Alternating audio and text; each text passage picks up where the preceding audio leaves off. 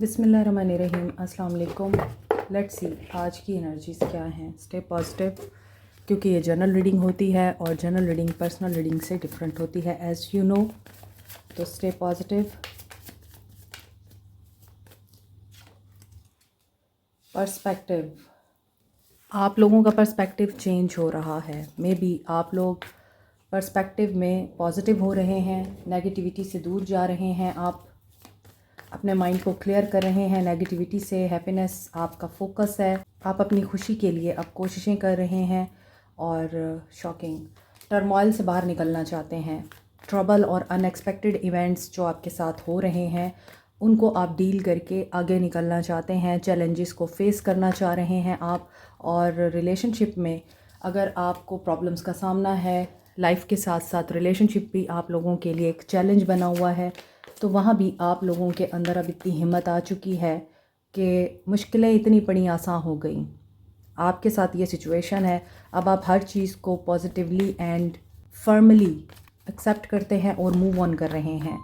सो disappear की energy है, boost करने की एनर्जी है। इट मीन्स कि you are not running from the problems but you are creating a solution for the problem.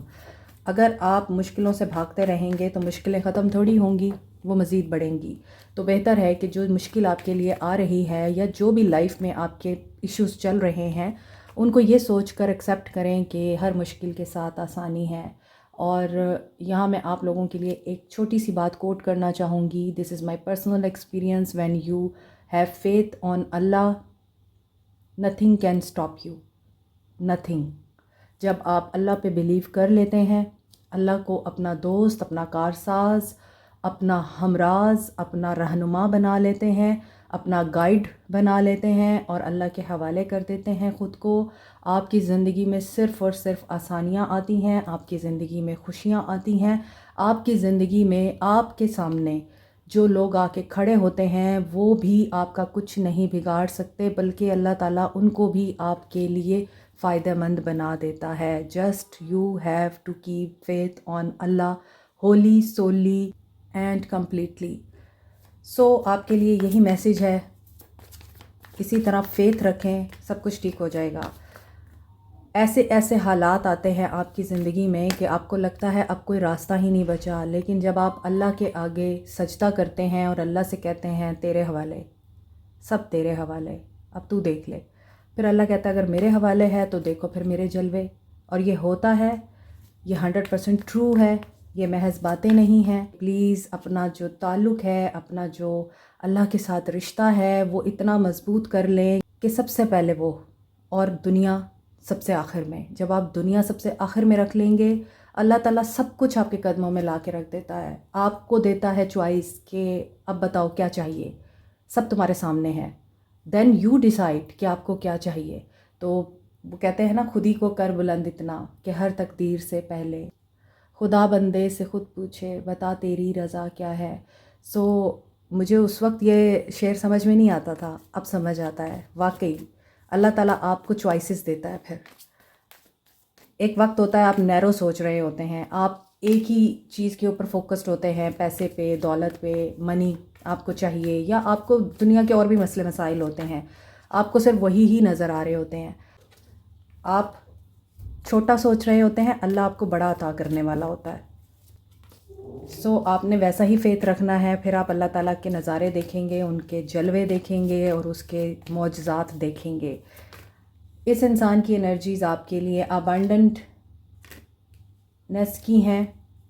I mean ये इंसान हो सकता है आपको छोड़ के चला गया, या आपके हवाले से इन्होंने न्यू बिगनिंग करनी थी मगर इन्होंने अपनी कमिटमेंट को पूरा नहीं किया और बिगनिंग कहीं और कर ली। अब ये रिटर्न होना चाहते हैं और जजमेंट इनके साथ हो रही है, इनके इल्यूजन्स और डिल्यूजन्स एंड हो रहे हैं और ये अनबैलेंस सिचुएशन में ट्रैप्ड फील कर रहे हैं। ये वहाँ, अच्छा ये भी वहाँ से बाहर निकलना चाहते हैं जहाँ ये फंसे हुए हैं। इनको अब रिटर्निंग का ख्याल आ रहा है, आप लोगों की तरफ रिटर्न होना चाहते हैं, रियलाइज़ कर रहे हैं, अवेकनिंग से गुजर रहे हैं कि you are the divine feminine. Wow. और ये तभी होता है जब आपका अल्लाह पे तवक्कल बहुत ज़्यादा स्ट्रॉन्ग हो जाता है, जब आपको दुनिया नहीं चाहिए होती तो आप डिवाइन फेमिनिन एनर्जी में आ जाते हैं। फिर लॉयल्टी भी आपको मिलती है, ऑनेस्टी भी मिलती है, पर्सन भी मिलता है और वो सब कुछ मिलता है जिसके लिए आप स्ट्रगल कर रहे होते हैं। बिस्मिल्लाहिर्रहमानिर्रहीम, अस्सलाम वालेकुम माय सोल फैमिली मेम्बर्स। आपके लिए एक बहुत ही खूबसूरत सा सरप्राइज़ है कि आप लोग अक्सर मुझसे पूछते थे कि मैंने जो ब्रेसलेट्स पहन रखे हैं ये कहाँ से मिल सकते हैं, आप लोग भी बाय करना चाहते हैं तो ये हमसे ही मिल सकते हैं अब। और ये 100% ओरिजिनल क्रिस्टल्स के ब्रेसलेट्स हैं।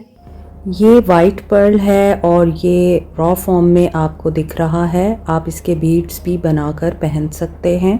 ये विजडम, प्योरिटी, इनोसेंस और लॉयल्टी के लिए यूज़ होता है। इसके अलावा आपने देखा होगा कि ब्राइडल्स अक्सर इसके सेट्स पहनती हैं। अगर आप अपनी लाइफ में गुड लक, गुड फॉर्चून, दौलत, विजडम, लॉयल्टी को अट्रैक्ट करना चाहते हैं तो आप इसे पहन सकते हैं।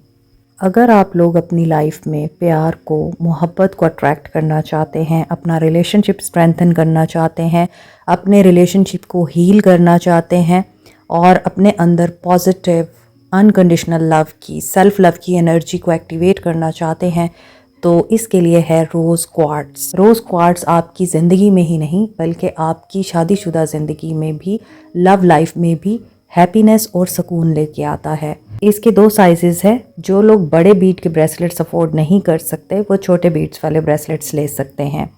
Another is amethyst. और आपको पता है एमथीस्ट क्रिस्टल एक तो आपकी रूहानी तवानाई को एनहेंस करने के लिए यूज़ होता है, आपकी नींद के पैटर्न को बेहतर बनाने के लिए और साइकिक एबिलिटीज़ को भी एनहेंस करता है, आपके इर्द गिर्द नेगेटिव एनर्जीज़ को भी एलिमिनेट करता है और आपको प्रोटेक्ट रखता है।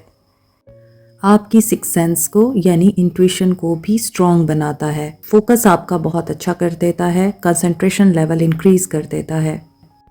अगर आप कम बीट्स के ब्रेसलेट बनवाना चाहते हैं, पेंडेंट, रिंग, इयर रिंग्स बनवाना चाहते हैं तो वो भी बन सकते हैं। लेकिन एक बात जहन में रखिएगा, ये ओरिजिनल ब्रेसलेट्स हैं इसलिए इनकी कॉस्ट रेटेड क्रिस्टल्स के ब्रेसलेट से ज़्यादा होगी। मज़ीद डिटेल्स के लिए आप डीएम कर सकते हैं या फिर बायो में दिए गए व्हाट्सएप नंबर पे मैसेज कर सकते हैं।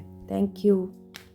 अल्हम्दुलिल्लाह, आपके लिए जो गाइडेंस मुझे आती है और मैं उसे बताती हूँ, और ये बहुत दफ़ा हुआ है, ये पर्सनल रीडिंग्स में भी होता है कि मैं गाइडेंस पहले दे देती हूँ और कार्ड्स उस गाइडेंस को कंफर्म करने के लिए बाद में आते हैं।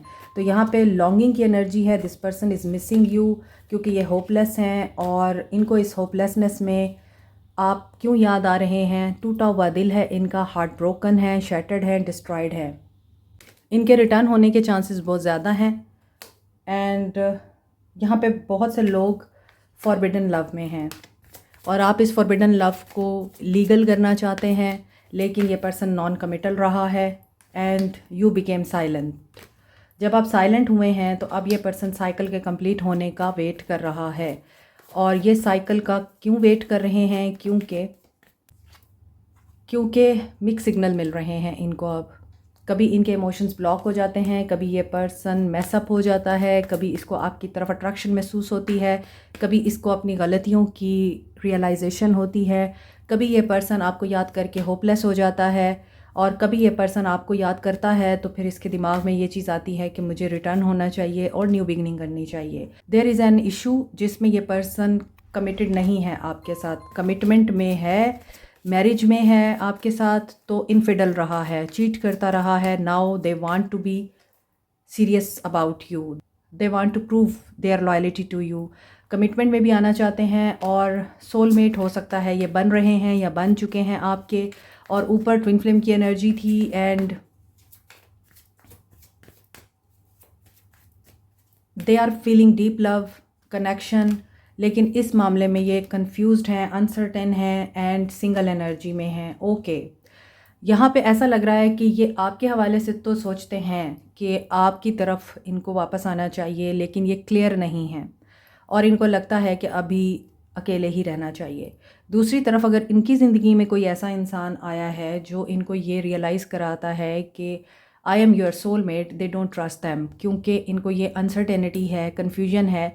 मे बी अब इनको बाउंड्रीज़ क्रिएट करनी आ चुकी हैं और ये अपनी गलतियाँ अब ना सिर्फ रियलाइज़ कर रहे हैं, अंडरस्टैंड कर रहे हैं, बल्कि ये अब इस चीज़ को भी एक्सेप्ट कर रहे हैं कि आप जैसा करते हैं वैसा भरते हैं।